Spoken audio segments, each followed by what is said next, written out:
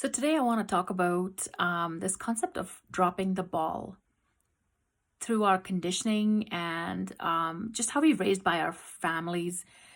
We have often been told that as humans or as successful humans, we need to be doing certain things, assuming certain responsibilities, making sure we're taking care of ourselves, our homes, having certain kinds of jobs, as well as taking care of family members or ourselves.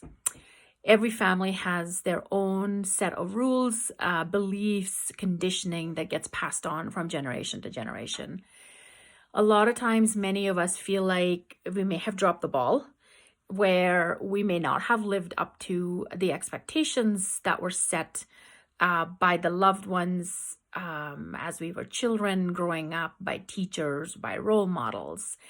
So we may feel like, oh my gosh, I've dropped the ball. I have failed. I have not been successful. I'm disappointing myself. I'm disappointing someone else.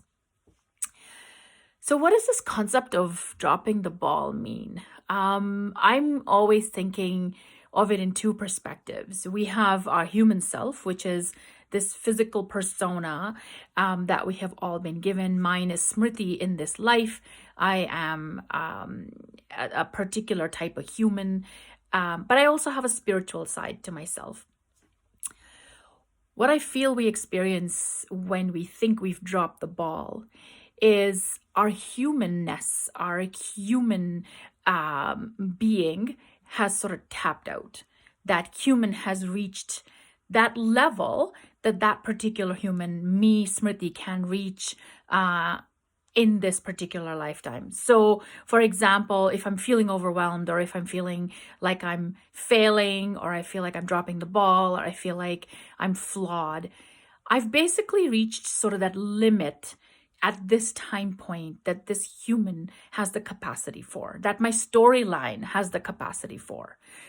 If I push myself further to do more, to be more responsible, to grab more, to be more successful, all of those kind of things, once I've hit my limit, I'm going to only feel overwhelmed. I'm going to feel unsuccessful. I'm going to feel like a failure. I'm going to feel like I've dropped the ball.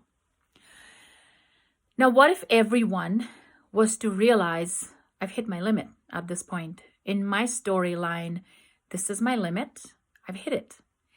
And instead of focusing on pushing further, maybe doing the same things that we've done before, maybe finding new solutions for being successful, for collecting all the balls, for taking care of everyone, for being responsible, for doing all those things that we have been conditioned to believe that we need to do, what if instead we said, okay, at this point, I am so proud of myself. I have done everything that I possibly can do in my storyline. I have hit that top limit for myself as a human being.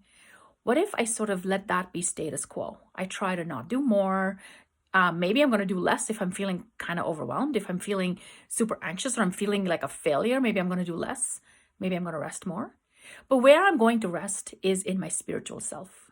So oftentimes we keep pushing that human being without resting into spiritual self, without resting into sort of that spiritual capacity that we have to feel peace, to feel kindness, to feel love towards ourselves. What if we switch that mindset from doing and being successful and picking up all the balls to self-care, to my story, my spiritual story, to self-love, to self-kindness, to really asking, what is my code? What is my spiritual code? What is it that I truly want spiritually to feel like a complete spiritual human being in this moment? And that's when we enter peace.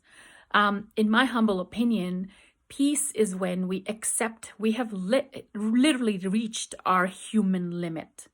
And we've accepted everyone around us who has reached their human limit, and we're accepting them for who they are.